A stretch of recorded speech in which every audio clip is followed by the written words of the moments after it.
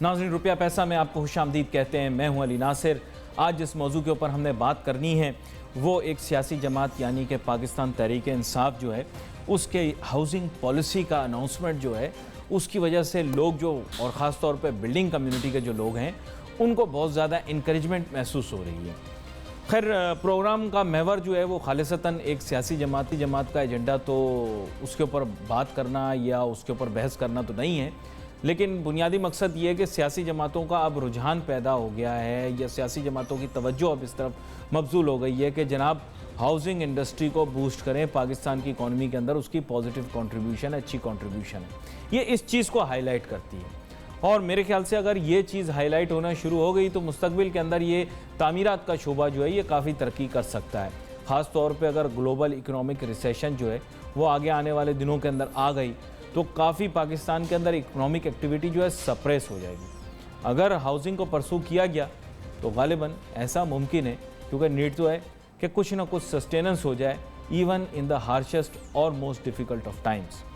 मेरे साथ आज बहुत ही आम मेहमान शामिल गुफ्तगू होंगे जो आपको शायद मनाजिर के अंदर दिखाई भी दे रहे हैं कि जनाब इमरान खान साहब के पहलू में जनाब आरिफ जीवा साहब, चेयरमैन आबाद। सर, आपको वेलकम करता हूँ शो में। थैंक यू अली भाई। अस्सलाम वालेकुम। वालेकुम अस्सलाम। जनाब आरिफ यूसुफ जीवा साहब, सब बात तो ये है कि आपके पास एक सियासी जमात खुद आई और जनाब उन्होंने हाउसिंग पॉलिसी अनाउंस की, तो चलो कम अज़ कम उनको अहमियत का अंदाज़ा हो गया कि जनाब तामीरात का शोबा जो है वो कितना ज़्यादा जो है वो मुल्क की इकॉनमी को कॉम्प्लीमेंट कर सकता है। ये बात तो पहले भी उन्होंने की थी कि 50 लाख तक जो है वो सस्ते घर मुहैया किए जाएंगे, लेकिन ज़ाहिरी बात है ये बहस मेरे और आपके दरमियान भी रही थी कि उसके लिए प्राइवेट सेक्टर को इन्वॉल्व करना ज़रूरी होगा। बग़ैर उसके तो ज़ाहिरी बात है जो रिसोर्सेज चाहिए, जो फाइनेंसेस चाहिए, जो बैकअप्स चाहिए वो नहीं मिल सकते, तो प्राइवेट सेक्टर को ऑन बोर्ड लेना ज़रूरी होगा। अब बात ये आवाम के दिल को छूने वाला जो है मौजू है कि अफोर्डेबल हाउसिंग क्या है, उसको किस तरह से मुहैया किया जाएगा। अगर आप इजाज़त दें तो मैं सोल्यूशन बेस्ड प्रोग्राम आज करना चाहूँगा, इसलिए मैं फोकस प्रॉब्लम पे नहीं करूँगा, सोल्यूशन पे करूँगा। आरिफ यूसुफ जीवा साहब, मुझे ये बताएं कि how will you achieve this task अगर दिया जाता है, क्योंकि अब तो तकरीबन हर सियासी जमात ये कह रही है सस्ते घर बनाएंगे, सस्ते घर बनाएंगे, अचीव कैसे करेंगे? देखिए, thank you very much Ali भाई। सबसे पहली बात तो ये है कि ये जो प्रोग्राम है, ये प्रोग्राम जो है वो पिछले 6 माह से पीटीआई के साथ बैठ के हम जो है वो इस पर डिस्कस कर रहे थे, ये हाउसिंग पॉलिसी के ऊपर, और इस पे काम हो रहा था। और इसमें हमारे जो बहुत ही सीनियर जैगम जाफरी साहब, जैगम रिजवी साहब जो वर्ल्ड बैंक के कंसल्टेंट भी रहे हैं यहाँ से एशिया से, तो उनके साथ हमारा जो है वो इंट्रैक्शन, और फिर पीटीआई से असद उमर साहब के साथ हमारा इंट्रैक्शन पिछले 6 माह से इस हाउसिंग पॉलिसी को बनाने पे हमने काफ़ी वक्त सर्व किया है। अब वो एक वक्त आया कि हाउसिंग पॉलिसी बन गई। मैं आपके प्रोग्राम में पिछली दफ़ा आया था और जो है इमरान खान साहब जो है वो कराची आबाद हाउस में तशरीफ़ लाए, तो मैंने अपनी स्पीच में बिल्कुल क्लियर ये वाज़े बात की कि देखें, 19 जुल्फ़िकार अली भुट्टो साहब जब प्राइम मिनिस्टर आ रहे थे उस वक्त एक नारा लगा था रोटी कपड़ा और मकान का। उसके बाद तशरीफ़ लाया यूसुफ रज़ा गिलानी साहब, उन्होंने भी एक नारा लगाया कि लोगों को हम घर देंगे सस्ते। उसके बाद मियाँ मोहम्मद नवाज शरीफ साहब की 2013 में हुकूमत आई और उनकी पार्टी ने इलेक्शन से पहले अपने मंशूर में लिखा कि हम 5 लाख घर देंगे, लेकिन इस पर अमल दरामद नहीं हो सका। लेकिन हाँ, मोहम्मद खान जुनेजो साहब जब प्राइम मिनिस्टर थे उन्होंने 5 साला मंसूबा दिया था जिसमें जो है वो कुछ घर बने। लेकिन उसमें भी देखिए, हमारा एक कंसर्न आज भी है और पहले भी था कि अगर आप किसी को फ्री में कोई चीज़ देंगे तो वो कदर उसकी नहीं होती। आप कुछ पैसे लेके देंगे तो वो शख्स, अगर 10 रुपये की चीज़ आप 2 रुपये में भी देंगे तो वो शख्स उसकी कदर करेगा। तो जुनेजो साहब के दौर में ये घर दिए गए, लेकिन उनका जो है वो बाद में बड़ा बुरा हाल हुआ और वो उस तरीके से सस्टेनेबल नहीं हो सके जिस तरीके से होना चाहिए। तो इस पॉलिसी में ये ख़ास ख्याल रखा गया है कि लोगों को जो है वो घर मिलें, उसमें लोगों का अपना इंटरेस्ट हो, अपना इन्वेस्टमेंट हो कुछ, इसी को अफोर्डेबल हाउसिंग कहते हैं। और उसमें हमने कई चीज़ें रखी हैं और एक उस पॉलिसी में एक चीज़ रह गई थी जो इमरान खान साहब से मैंने गुजारिश की है एज ए चेयरमैन आबाद कि आप जो है फाइनेंस का उनका कंसर्न था जब उन्होंने अपनी स्पीच में बात की थी, उनको एक प्रपोजल हमने दिया है कि दुनिया में इंग्लिश मॉर्गेज सिस्टम आजकल चल रहा है। अच्छा, ये कंसर्न हमारी बैंक्स का भी है, स्टेट बैंक्स का भी है और तमाम जो है वो इदारों का है, लॉ मिनिस्ट्री का भी होता है कि जी जब फाइनेंसिंग होती है उसके बाद रिकवरी का इशू आता है, लोगों से बड़े केसेस हो जाते हैं। इंग्लिश मॉर्गेज सिस्टम ये है कि आप जो है उस मॉर्गेज जब करें, उस प्रॉपर्टी को बैंक के नाम पे या आप हाउस बिल्डिंग फाइनेंस के नाम पे मॉर्गेज कर दें, उनके नाम पे आप जो है वो सबलीज करें उसकी। वो जो शख्स लोन लेता है उसके नाम पे वो नहीं होनी चाहिए। एक चीज़ तो वो होती है उसमें जिसमें जो है वो बैंक्स जो है वो थोड़ा सा सिक्योर हो जाते हैं। दूसरा उसमें सिस्टम ये है कि जब वो बैंक के नाम पे होती है तो एक आम आदमी जो पान शॉप चलाता है या जो रिक्शा चलाता है या कोई छोटा मोटा काम करता है, उसके पास एजुकेशन नहीं होती प्लस डॉक्यूमेंटेशन नहीं होती उसके पास। तो उस सूरत में जो इंग्लिश मॉर्गेज सिस्टम है इसमें डॉक्यूमेंटेशन की ज़रूरत नहीं है ज़्यादा, वो एक फॉर्म पे जो है वो उनको फाइनेंस मिल जाता है। ये कल एक सजेशन हमने एक और उसमें रिक्वेस्ट की और उसको उन्होंने कहा बिल्कुल, जो हमारी कमेटी है जिसमें जैगम रिजवी साहब हैं, मैं हूँ और असद उमर साहब हैं, उस कमेटी में जो है वो अब इंशाल्लाह एक मीटिंग हमारी और होगी तो उसमें हम ये फाइनल इस प्रपोजल को देख के और इसको इंडक्ट करेंगे इंशाल्लाह। तो जो इन फ्यूचर जो आम आदमी के लिए सबसे ज़्यादा प्रॉब्लम ये आती है, जो एक आम आदमी होता है जो जिसकी डॉक्यूमेंटेशन नहीं होती, उसके लिए एक सबसे अच्छा रास्ता निकलेगा कि उसको जो है वो विदाउट डॉक्यूमेंटेशन फाइनेंस अवेल हो सकेगा। और अच्छा, ये इम्प्लीमेंटेशन सर, मैं आखिरी जो आपका सवाल है उसका मेरा जवाब थोड़ा सा मैं इसके डिटेल में चला गया था। इसकी इम्प्लीमेंटेशन देखें, अगर पीटीआई की गवर्नमेंट आती है तो क्लियरली खान साहब को मैंने ये कहा है कि इसको जो है वो आप सिर्फ नारे की हद तक नहीं रखेंगे, क्योंकि अगर आपने जैसे ही पिछला मैंने आपको सारा गवर्नमेंट्स का सिस्टम बताया, आज तक कुछ नहीं हुआ, तो फिर जो है वो हम अगले 5 साल अगर आपकी हुकूमत गुजर गई तो फिर हम किसी और पार्टी के साथ बैठे होंगे और फिर उनके साथ हम ये पॉलिसी डिस्कस कर रहे होंगे। 5 साल तो हमने जो है पिछले PMLN के साथ गुजार दिए मीटिंग्स में और सारी प्रेजेंटेशंस के अंदर, लेकिन 5 लाख घर तो कुजा 5 घर भी किसी को आज तक नहीं मिले। तो इसमें देखें ये लोगों का फ़ायदा है और आबाद तो बहुत सिंपल पॉलिसी रखना चाहती है आगे भी, अगर हुकूमत चाहे तो। नंबर 1 विंडो ऑपरेशन उन्होंने एग्री किया। नंबर 2 हम ये चाहते हैं कि ये इंग्लिश मॉर्गेज से फाइनेंस ईजी हो जाए। नंबर 3 सबसे बड़ा इशू ये है कि यूटिलिटीज़ एंड इंफ्रास्ट्रक्चर, वो आप जो है उस स्कीम में अगर 5000 घर अनाउंस हो रहे हैं अफोर्डेबल में 10,000, आप पहले उसको वहाँ पहुँचा दें, वो भी उन्होंने एग्री किया। अगर वो इस चीज़ को एग्री करते हो, इस पर इम्प्लीमेंटेशन होता है, तो हम समझते हैं कि विद इन 1 या 2 मंथ जो है ये पॉलिसी पे काम शुरू हो जाएगा अगली गवर्नमेंट में। चले, मैं ये भी जानने की कोशिश करूंगा कि इसकी इम्प्लीमेंटेशन किस तरह से होगी और फिर क्या लैंड एयरमार्क्ड है, कहाँ से आएगा, will it be private land, will it be public land, will land deputed specifically for low cost housing, will it be suburbs, will it be downtown, होगा क्या, किस तरह से होगा?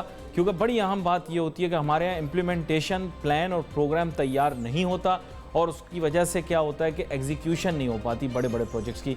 Let's take a short break.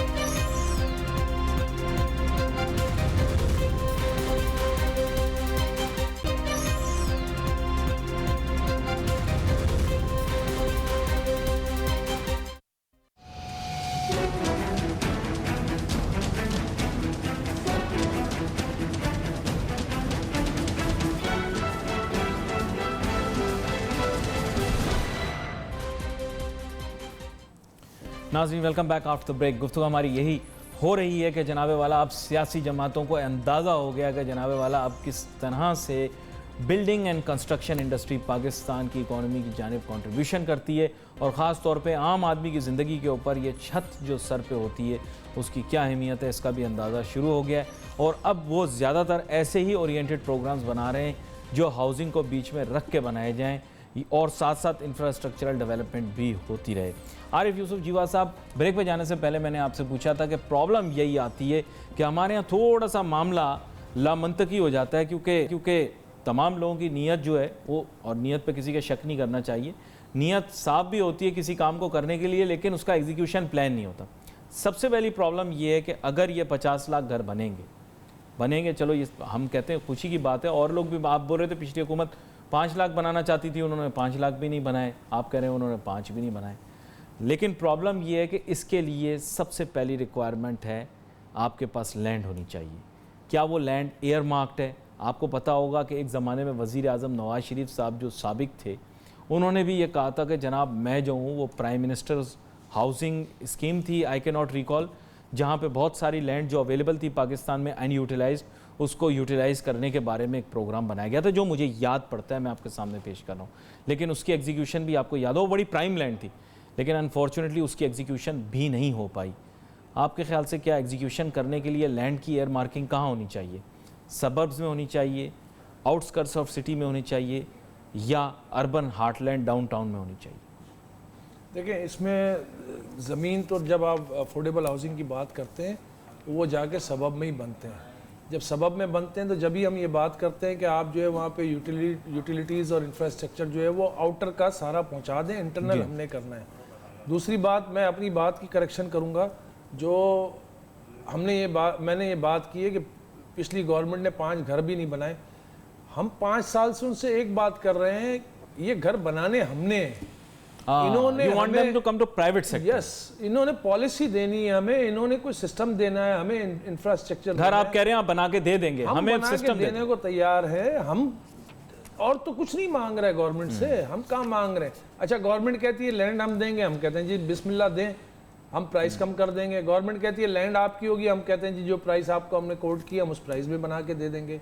इस वक्त भी हम यही बात कर रहे हैं। और जो है वो वेडनेसडे वाले दिन हमारी मीटिंग जो हुई है उसमें हमने जब बात की तो उन्होंने कहा कि हम आबाद के बगैर ये बना नहीं सकते। उनके अल्फाज हैं स्पीच के चेयरमैन के कि हम आबाद को ऑन बोर्ड लिए, प्राइवेट सेक्टर को ऑन बोर्ड लिए बगैर हम इसको कर नहीं सकते।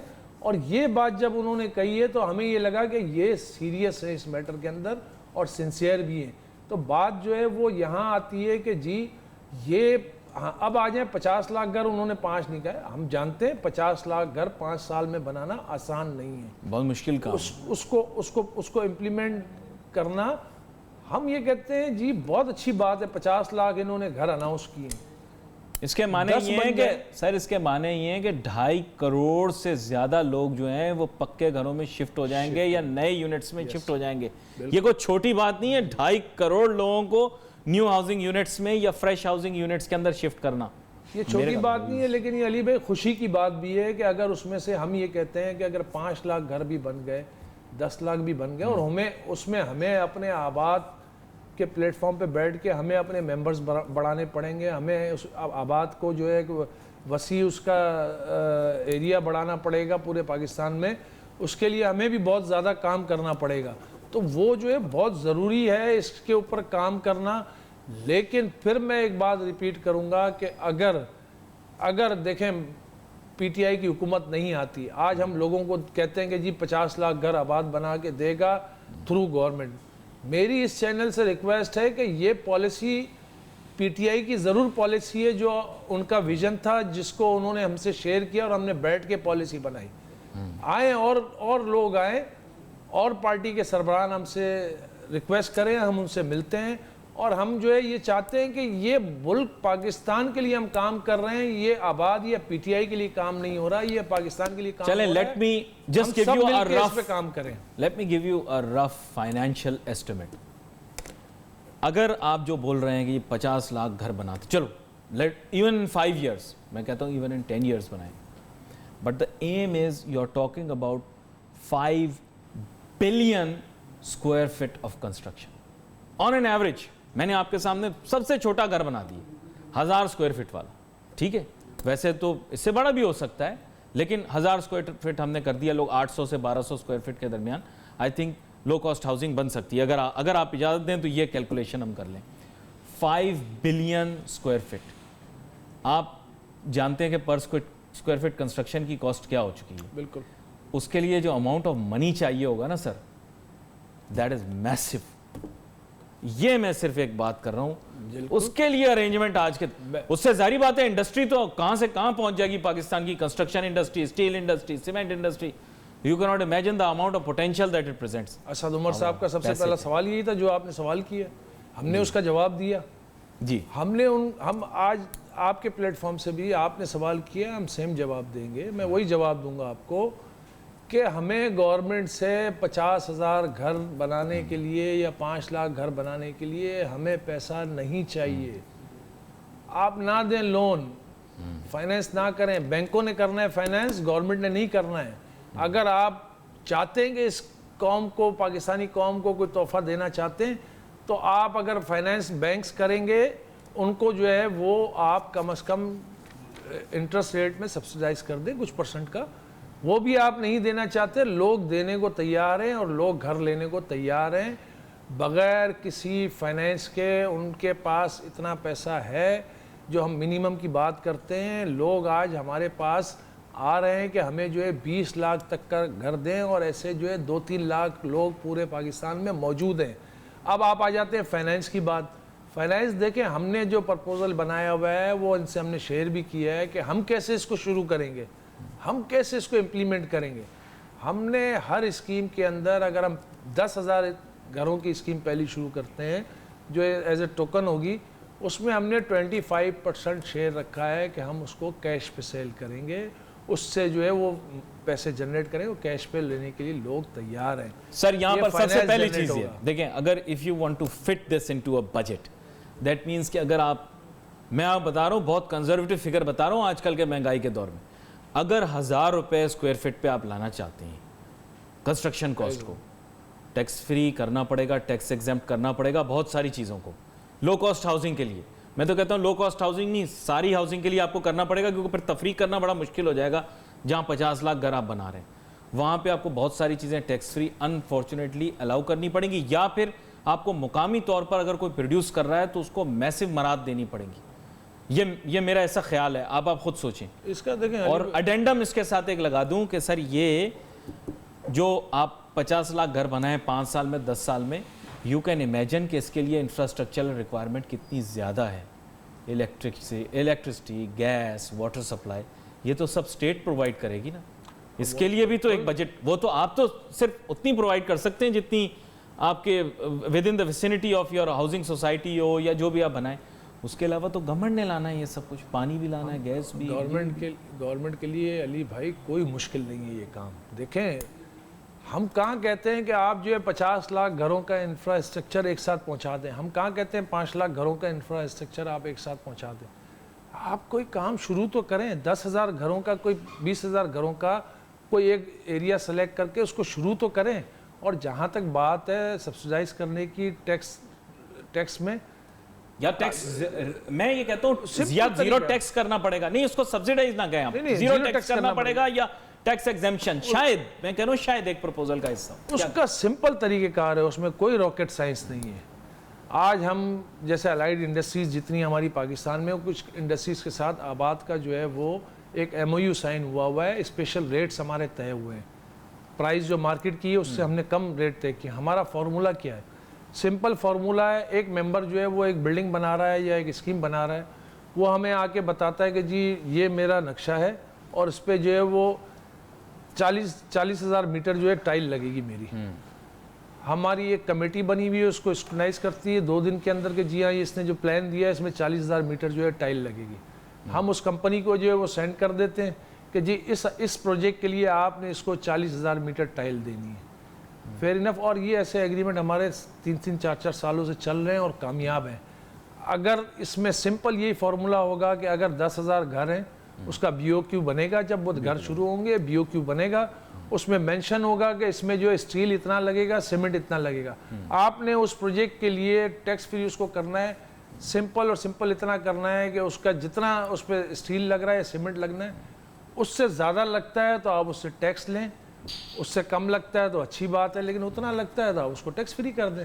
ये भी डिमांड हमारी नहीं है। मैं आपको अली भाई फिर भी क्लियर कर दूं, हम इस प्रोजेक्ट बहुत ज़्यादा लग जाएंगे। हम इस प्रोजेक्ट को शुरू करना चाहते हैं और जिस दिन, मैं आपको एक बात बता दूं, इंशाल्लाह जो भी अगली गवर्नमेंट आती है उसने ये प्रोजेक्ट शुरू किया, अगर इस पर इम्प्लीमेंट शुरू किया, मैं आपको यकीन के साथ कहता हूँ ये तमाम चीज़ें जब एक दफ़ा समझ आ जाएंगी गवर्नमेंट को के आगे जो है इसी काम में जो है वो सबसे ज़्यादा उस पार्टी की मकबूलियत है जो ये काम शुरू करेगी। मैं फिर रिपीट कर रहा हूँ, जिस पार्टी की वो जो ये काम शुरू करेगी, तो फिर ये जो है वो टैक्स भी 0% करेंगे, ये ज़मीनें भी फ्री देंगे, हम आबाद सिर्फ एक दफ़ा चाहती है कि ये काम शुरू हो जाए। आबाद के मेंबरान तमाम काम करते हैं, प्रॉफिटेबल आबाद के मेंबरान। चलें इस मुतालिक और मजीद गुफ्तगू भी करते हैं। मुझे एक छोटी सी ब्रेक लेनी है, ब्रेक के बाद वापस आते हैं, अपनी गुफ्तगू को जारी रखेंगे। Let's take a shot.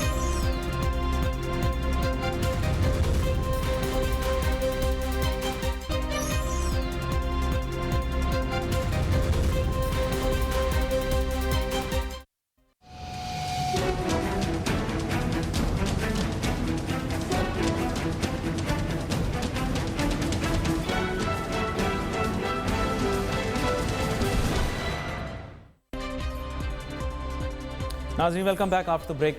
गुफ्तगू हमारी जारी है। बात हम यही कर रहे हैं कि तामीरात के शोबे को कितना बूस्ट मिल सकता है अगर ये पॉलिटिकल पार्टीज़ जो हैं वो इस तरह के गवर्नमेंट एक्सपेंडिचर के प्रोजेक्ट शुरू करें। अच्छा, यहाँ पर थोड़ी सी क्लैरिटी मुझे हासिल नहीं हो रही, क्योंकि पॉलिटिकल पार्टीज़ ये शो कर रही हैं कि पॉलिसी अनाउंस कर रही हैं। दिस मीन्स के शायद वो गवर्नमेंट एक्सपेंडिचर के अंदर हाउसिंग को नहीं डालेंगे, बल्कि एक पॉलिसी मुरतब करके दे देंगे और प्राइवेट सेक्टर को ये काम करने के लिए दे देंगे। क्योंकि इससे पहले जो स्ट्रेटजीज होती हुई है गवर्नमेंट खुद इंप्लीमेंट करवाएगी और हाउसिंग स्कीम वगैरह बनाएगी। तो आरिफ जीवा साहब, बुनियादी तौर पर जो मैं समझ पा रहा हूँ वो बात ये है कि ये हाउसिंग पॉलिसी बता रहे हैं कि ये हाउसिंग पॉलिसी हम मुरतब करके दे देंगे और प्राइवेट सेक्टर इसको डेवलप करेगा। Public expenditure directly in housing schemes की जानिब नहीं जाएगा। ये मैं जो समझ पा रहा हूँ, यानी हुकूमत जो है वो पैसे नहीं देगी ये हाउसिंग बनाने के लिए, बल्कि प्राइवेट सेक्टर घर बनाएगी और उनको बेचेगी। सिर्फ मैकेनिज्म जो है उसको स्ट्रीमलाइन करने के लिए एक पॉलिसी बनाएगी। Am I correct? ताकि हमारे जो व्यूअर्स हैं वो क्लियर हो जाएं इस बारे में। बिल्कुल आप सही कह रहे हैं, इसी तरीके से है। देखें, ये इसके बगैर हो नहीं सकता। इसके बगैर इसलिए नहीं हो सकता कि देखें, गवर्नमेंट जब ये काम शुरू करती है, गवर्नमेंट ने करके देख लिए। किसी ज़माने में यहाँ पे KDA काम किया करती थी, फिर MDA ने किया, LDA ने किया। वो तमाम के तमाम प्रोजेक्ट जो है वो आज सड़ रहे हैं या वो। अच्छा, ये एक चीज़ आपसे पूछना चाहूँगा। ये बात आपने मेरे ख्याल हमारे बहुत सारे नाजरीन हैं उनके दिल की बात कर दी। ये जो बाकी मंसूबे आपने बताए ये क्यों नहीं चले? ये तो आपने सिर्फ कराची शहर का जिक्र किया ना, बाकी पूरे मुल्क के अंदर भी काविश कोशिश हुई, लेकिन ये जो 3 मखसूस इदारों के ज़ेर इंतज़ाम आपने कुछ स्कीमों का जिक्र किया नहीं, बहुत सारे लोगों ने उसमें इन्वेस्टमेंट की भी है। तो इस हिसाब से मैं पूछ रहा हूँ कि सरकारी इदारों के ज़ेर इंतज़ाम जो हाउसिंग स्कीमें या लैंड्स या प्लॉट का जो एक सिस्टम क्यों नाकाम हुआ? वो देखें ना, वो भी पब्लिक से पैसा लेके ही उन्होंने काम किया ना। लेकिन उसके बाद होता क्या है कि जब एक ब्यूरोक्रेट उस सीट पे आता है या ब्यूरोक्रेसी होती है, चेंज होती है, उसके भी असरात होते हैं। और दूसरा, जब ये फंड आता है, ये फंड जमा होता है, उस फंड की डिसबर्समेंट जो है वो अगर प्रॉपर उस जगह पे उस प्रोजेक्ट पे नहीं होती तो प्रोजेक्ट्स का ये हाल होता है। आज आप जो है वो न्यूज़, ये जैसे आपने बात की अभी, ये मैं इस वजह से नाजरीन के लिए बता रहा हूँ क्योंकि एक ज़माने में लोगों ने कहा कि जी अब नया दुबई आने वाला है, स्टील मिल के इर्द गिर्द दुबई बन जाएगा। खैर नहीं, अभी हैं एक साहब जिन्होंने वहाँ काम शुरू किया है, लेकिन मैं तो पुरानी स्कीमों के मुतालिक बात कर रहा हूँ कि जो वहाँ आ रही थी। एग्जैक्टली अब वो स्कीम्स देखें जो MD-LDA की स्कीम है, शहरों में आ गई हैं। हमने फिर प्रपोजल दिया इनको कि कुछ पोर्शन आप निकालें, अगर लोगों को डिलीवर करना है और उसको आबाद करना है तो आप आबाद को ऑन बोर्ड लें। वो नहीं लेना चाहते, नहीं लें, हमें तो कोई ज़रूरत नहीं है। हम चाहते हैं कि उधर जो है वो पहले किसी ज़माने में निज़ामी साहब के ज़माने में जब कोई नई स्कीम आया करती थी तो वो आबाद को ऑन बोर्ड लिया करते थे और उनको FL साइट्स जो है वो लॉन्ग टर्म पे दे दिया करते थे पेमेंट शेड्यूल्स के ऊपर कि जी आप इसको आबाद करें, आके आप इधर बिल्डिंग्स बनाएं, इधर प्रोजेक्ट्स बनाएं।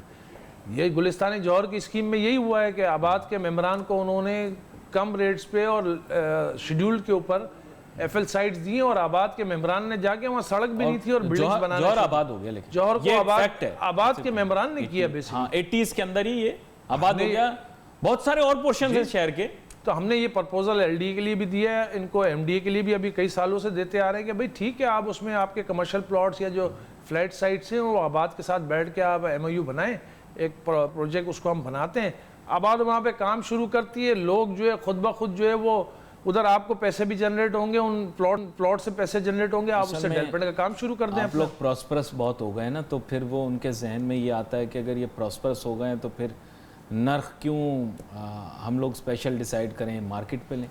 मतलब उनकी बात नहीं मैं कर रहा, लेकिन जनरल जो एटीट्यूड पूरी सोसाइटी और कल्चर का ये हो गया है कि भाई बिल्डर तो ठीक ठाक खाता पीता होता है, तो उसके साथ नर्ख क्या। बेसिकली ऐसा ख्याल है लोगों। बेसिकली मैं इसको शॉर्ट में आपको बता दूं कि ये जो अभी आप जब हम प्रोग्राम शुरू कर रहे थे तो मैंने अपने पैर के नीचे से फुटरेस हटाया है, तो वो कुछ लोग जो है उसको हटवाना नहीं चाहते। वो अगर हट जाए तो आप बड़ा रिलैक्स फील करते हैं और काम भी अच्छा होता है। तो बात हम कर रहे थे अभी, जैसे ये बड़ी गहरी बात आपने कर दी, लेकिन ये बात जो है, ये मैं आपको थोड़ी सी और मिसाल दे दूं कि ये काम गवर्नमेंट कर नहीं सकती। एक तो चले ये आज आशियाना हाउसिंग स्कीम्स के केस में कितने लोग अंदर गए, गवर्नमेंट सेक्टर है ना कुछ हुआ है वहाँ पर। जब भी जो है ये केस के अंदर कुछ लोग गलत गए होंगे, कुछ सही गए होंगे, लेकिन कुछ ना कुछ हुआ है ना। गवर्नमेंट सेक्टर ये काम कर नहीं सकती, गवर्नमेंट सेक्टर का ये काम है नहीं।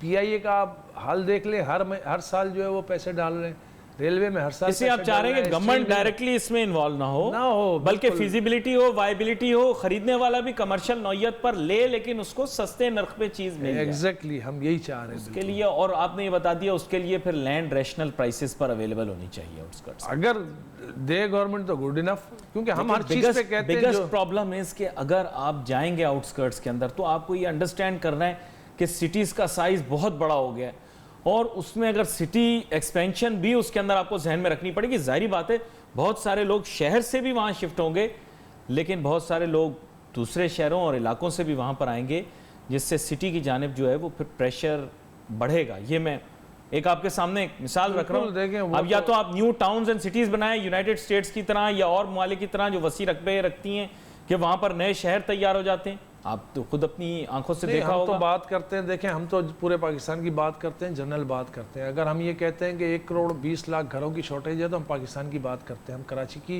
या लाहौर की बात नहीं करते।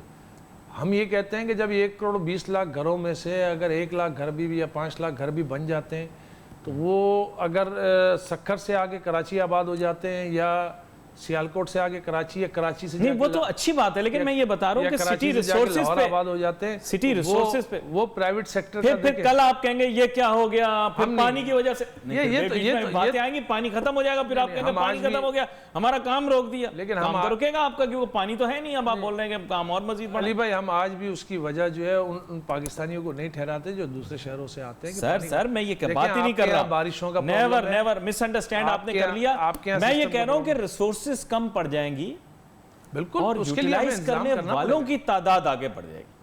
देखिए ये कहने की मैं कोशिश उसके लिए अली भाई देखिए, ये गवर्नमेंट का काम है। अगर गवर्नमेंट कोई काम करने या कोई चीज़ को आगे बढ़ाने जा रही है, अगर हम इस वजह से इस मुल्क में घर ना बनाएं, देखिए मैं आपकी बात नहीं घर बनाए नहीं घर बनाए। एक चैलेंज आपके सामने और पेश करता हूँ, एक चैलेंज आपके सामने और पेश करता हूँ।